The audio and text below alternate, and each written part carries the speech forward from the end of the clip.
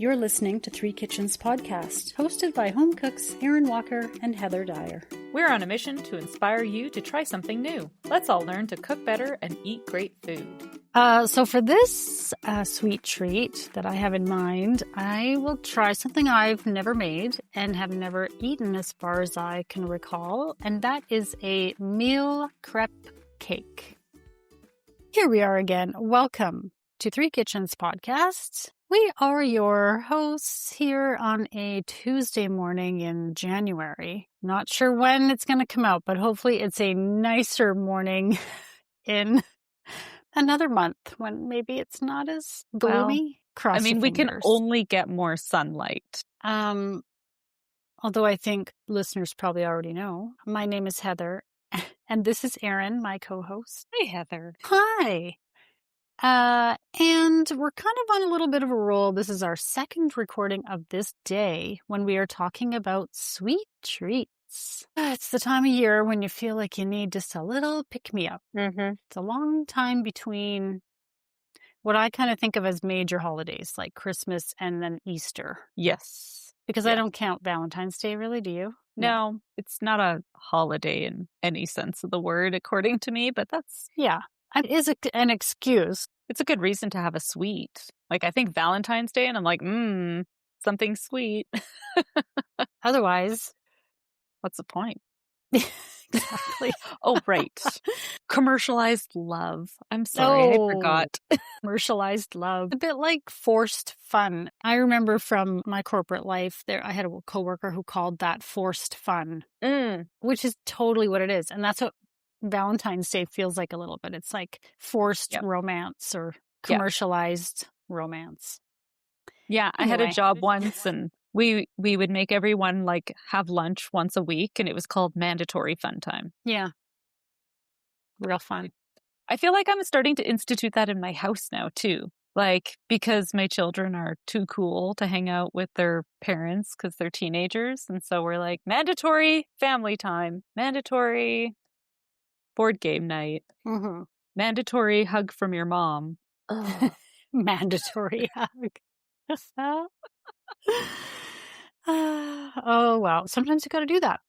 So for this sweet treat that I have in mind, I will try something I've never made and have never eaten as far as I can recall. And that is a mille crepe cake. Are you familiar? I've not heard it called that before. I've always just heard it called crepe cake, or crepe. Oh no, it's a French word.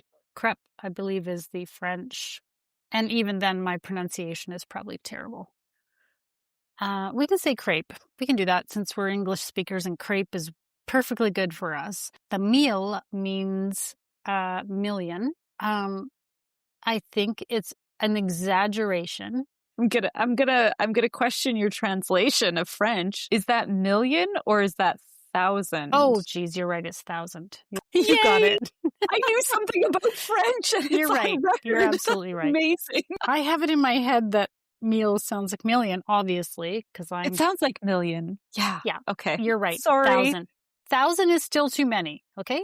Yep. No. Push up your glasses. Take the win. You're absolutely right. Nerd alert.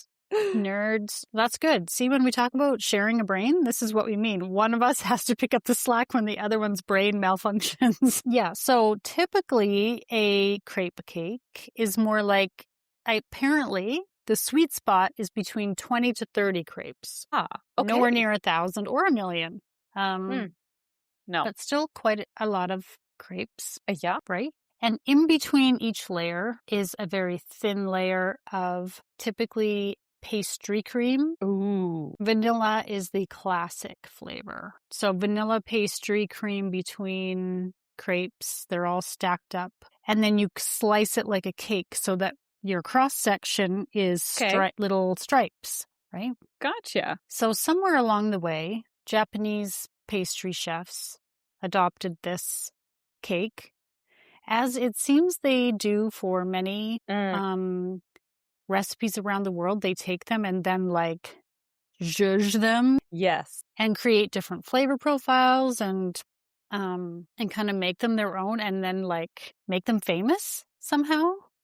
I don't know. Like you see cheesecake, regular old cheesecake. Then when you go to the Japanese cheesecake Yes. bakeries, it's like a whole other level of like shapes and designs and colors and flavors. And Yeah, it's like everybody adding in their specialty. Here, I'll bring this recipe, you bring that recipe, and then we'll see what we can make together with it. And then you come up with this like new wonderful creation that meshes the two together. yeah, they seem to be the like experts with fusion often. Totally. Right? So I believe, from what I've read, Japanese pastry chefs, pastry artists have kind of made it famous, but it's originally a French cake. And so it doesn't just have to be vanilla between the crepes. It can be any flavor you like. Now, having never made a pastry cream, I'm not sure if I should try to get creative.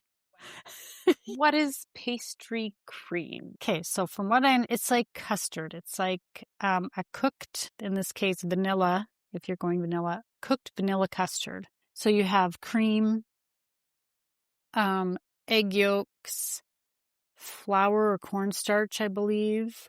Okay. I don't have any recipe in front of me, but so you mix the one and then you put the heavy cream into the warmed cream into it and you whisk it all together and then it has to set to make like that custard. Yes, this stresses me out, how I do when it comes to anything. Feel stressed by this. You don't want it liquid running off those crepes. You want it to hold a nice uniformly thin stripe between, right? That layer between the crepes. Okay. Crossing my fingers, everybody. Yeah. So what kind of flavors are you thinking of putting in here? I don't know. I mean, things sound so yummy and I kind of I want to experiment, but then I also kind of think maybe I should stick with vanilla and just like try to make sure I get the pastry cream right instead of trying to make it creative. I don't know. I also kind of like the idea of having like two flavors and alternating them and having it look. That's a cool idea too. Yeah. I don't know yet. I had been looking and every time I come across a new one, I'm like, strawberry, that sounds fun. Or like some of them just even have fruit layered in with the cream, like vanilla and mango. Like little thin slices of mango in it. So, oh my gosh, I think you could do it like so many different ways. I have to decide and like commit. I have only ever used custard powder. Yeah, the Bird's custard powder. I know, and I've only ever used it for bars. Yes.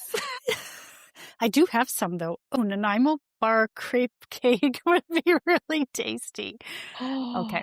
All right. Getting distracted now. See? The hungry is taken over. Okay. Erin, I don't even really have experience making crepes. So this whole thing is...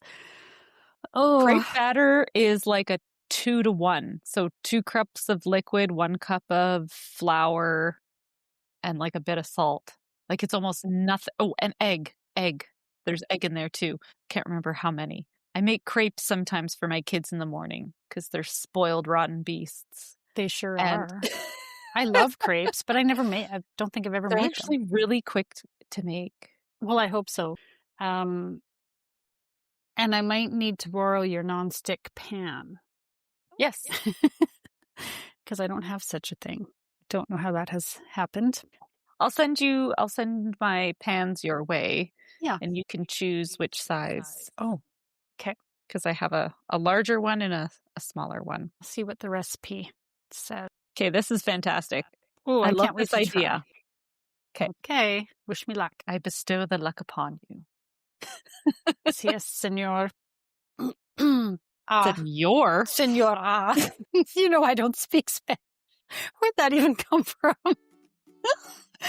Hey listener, have you visited our website? You'll find our entire catalog of episodes. Can you believe there are more than 170 of them, including the Speakeasy cocktail series and almost all of our recipes? It's easy to find. Just type in www.threekitchenspodcast.com or check the show notes for a link. Now let's get back to the show. All set. Let's talk about how to make a crepe cake. Yes, please. Yes, please, because you want to go make it? because I want to go and make it, and because it was absolutely adored over here.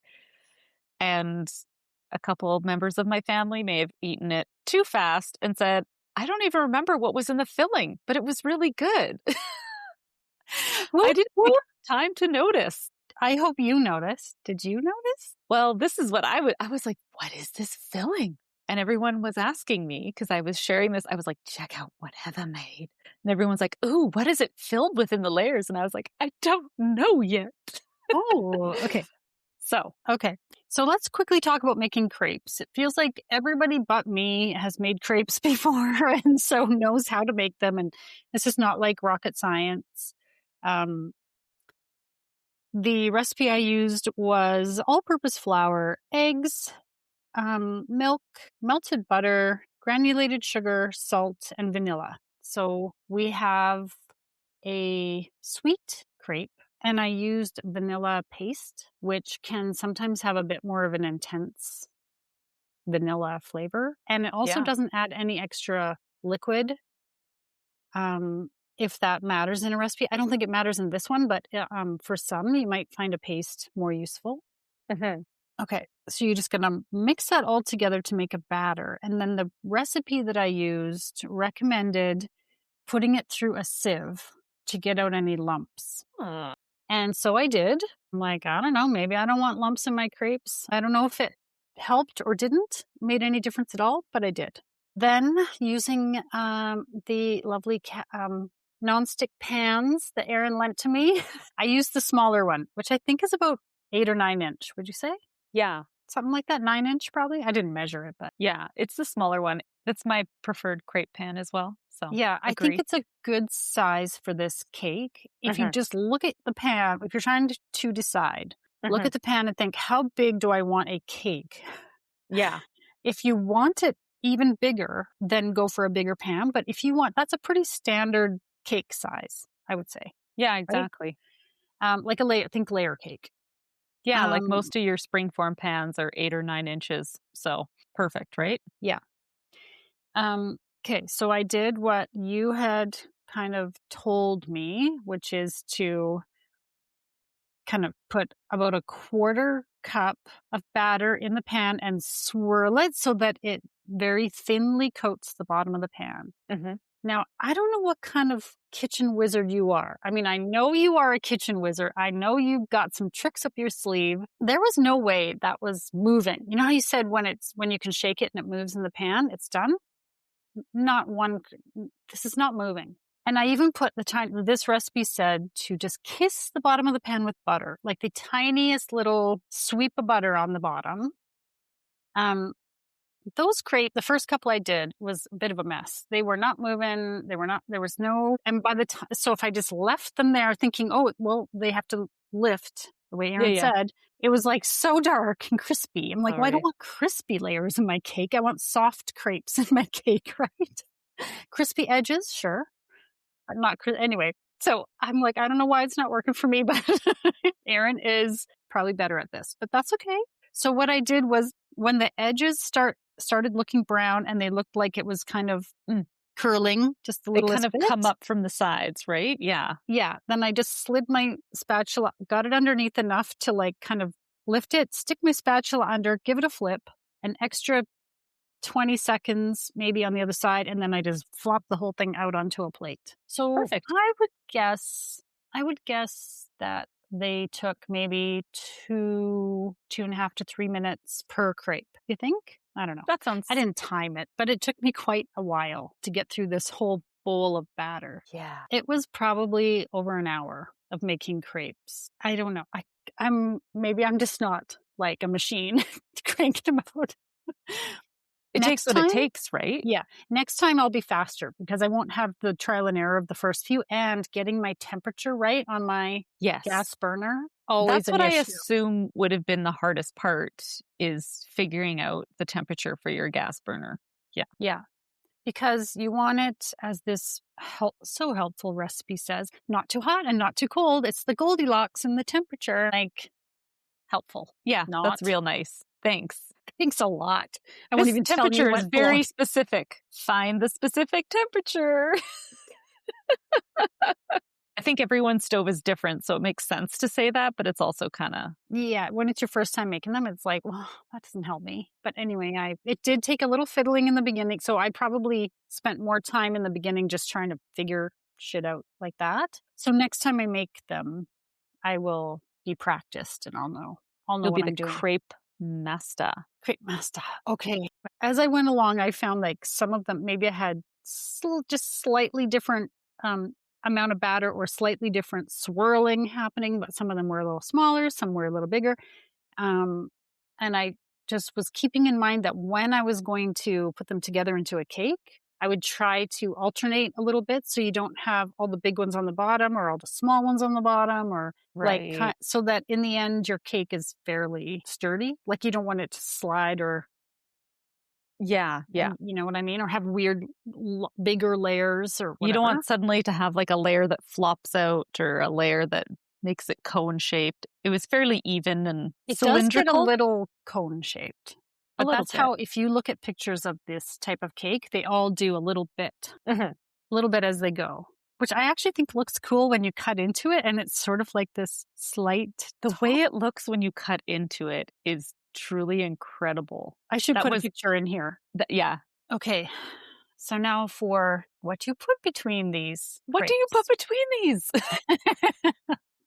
Okay, remember I was talking about pastry cream versus whipped cream? Oh my God, I really had some anxiety about what I was going to put in this. Should I do coconut? Should I do dairy? Should I do? You had I, me going too. yeah, I didn't know until the day I made it. I prepared kind of for almost anything because I didn't know what I was going to do, and I kept reading conflicting things. There's chantilly cream, which Right. is like a sweetened whipped cream. I think pastry cream, which is kind of like a Okay. custard. Yeah. I just want to see what this thing was called. Diplomat cream, which is pastry cream plus whipped cream. And then sometimes they use cream cheese, mascarpone filling. It's just, There were an endless amount of fillings to choose from. and I got really overwhelmed. That's when I was like, I texted you. I'm like, okay, I'm starting to make crepes. Overwhelmed. The possibility for overwhelm is imminent. Okay. So what I did, when I was surfing around looking at different recipes, I found a crepe cake from Martha Stewart. I took inspiration from her. I think she had layers with lemon curd and then other layers that had that mascarpone whipped cream situation going. That's what she did. So I took the inspiration and I made a big bowl of whipped cream using lactose-free heavy cream. And then I split it. I scooped out half. I had 2 bowls of whipped cream. With one of the bowls, I mixed vanilla bean paste, plus mascarpone cheese. And I just kind of used my rubber spatula and like folded it in and mixed it well together. Then the Okay. other half the whipped cream, I mixed in the same weight, 50 grams, I think it was, of lemon curd, which I bought. I did not make it. I just tell you right now, I was not fucking around with making lemon curd. I bought Thank you. it in a little jar of it at the store. Instead of like Martha had done a layer of curd, I mixed my curd with whipped cream. So I alternated the 2 fillings, the whipped cream plus mascarpone No vanilla shit. with whipped cream and lemon curd. Did you taste any of that when you ate it? So I was like, something is like whipped cream, but there's whipped cream and I did not pick out that there were 2 different layers. I was hoping I could pick out the flavor, but apparently not. Maybe I needed more lemon. Maybe I needed to eat it slower also. That's a challenge. This was freaking amazing. Oh my God, did this taste good? I loved it too. So what you do when you put it, obviously you put a crepe down, you put a little scoop of filling, and you don't want it to go all the way to the edge because you don't want it to squish out. So you kind of Exactly. spread it a little bit, put another crepe on top and press it down a bit so that it Okay. is stable and kind of sticks the 2 together. And then you keep doing this, keeping in mind, like I said, the sizes of your crepes, alternating if you have some small ones so they kind of get stuck in the middle. And then at the end, dust some powdered sugar over the whole thing. And then you can chill. You have to chill it for at least Oh, 2 hours okay. or overnight. Okay. And then you can slice it just like a cake slice. Oh, I it just couldn't looks so believe cool. how easily and how well this sliced, because I was kind of having that, like, as I served it up when you brought it over to our house and it got eaten fast. I was like, when I went to cut it in half, I was like, ooh, is this gonna, like, you know how sometimes you cut into a cake or something and it just kind of like smushes everything out and slides around? And I was like, oh, I gotta be so careful. But this cut so smooth and like perfectly. And there was no slipping or smushing. All the layers stayed like beautifully apart. It didn't look like, wow. Yeah. Like it was, And they this was actually turned out quite incredible. even, Oh, the so layers. even. I'm like Yeah. all amazed at myself right now. I'm like, I did that. Oh, well, as my kids always say, Mom, you cook savory foods good, but Heather's the much better baker. No, I'm not though. Oh, but in this house, you have you hold, like they saw it and they were like, oh, of course Heather made this. And I was That like, is indeed. not- I love that this is like, they're like, you do this good, Mom, but Heather's baked goods are just the best. It's And like, not. so And good. the beauty of it is you don't have to bake anything. Once you've made all those crepes, then it's just assembly. And what you did for this filling worked fantastically because it didn't make the crepes mushy or like, you know, it could make them soggy if it was too wet. But like all those crepes were like when you bit, the texture when you bit it. Oh, everything about this was just so fucking good, Heather. Oh my God. Yay. Well, I think also that chilling it to set it is important. But make sure your crepes are cold when you start to assemble. Don't have warm crepes. Because if you tried to slice it right after you assembled it, I think it would be too soft and sliding. I think you need a bit of time for the cream to kind of like sets a bit in there. The mascarpone, I think, helps it be a bit more stable too. So if you're worried about just doing the cream, but I mean, lemon curd doesn't do that. Lemon curd is quite soft and moist. So I was worried about the lemon layer. I was worried it was going to be too soft. But then I thought, hey, if Martha did it and it worked, she wouldn't steer me wrong, would she? If Martha can do it, then so can I. Why not? And also I told, like, don't let it sit till tomorrow. Like, eat it. It's something that you want to assemble, chill, and eat. Because the crepes do get a bit soft. This was incredible. This was so very good. This will be what I make for a birthday cake this year. And there's so many filling ideas I came across. Like, there's so many different things you could do if you just get creative with it. But what you did, I think, was just like brilliant. Oh my God, it was why isn't there any more? I want to taste it again. I know. So do I. Now that we're talking about it, I'm like, oh, I wish I could eat it today. Yeah, that was incredible. Wouldn't it be cool if I don't know if you had a little pan, like individual size pan to make crepes? I mean, it would take a while, but what if you made an individual size crepe cake, a little bitty crepe cake?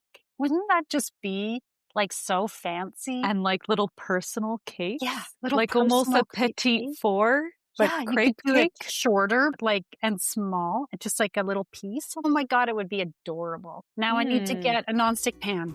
Yay. Success. I can't even, Heather. Can't even. Too good. And now for the fine print. Links to recipes and other things we talked about in this episode can be found in the show notes or on our website, www.threekitchenspodcast.com. Come say hello on Instagram, Facebook, Threads, YouTube, and TikTok. We'd love to connect. And if you enjoy the show, pass it on. Word of mouth is the #1 way people learn about new podcasts. Thank you so much for listening. Especially if you're making 1,000 of these puppies. Or 1 million. Jeez. Or 1 million.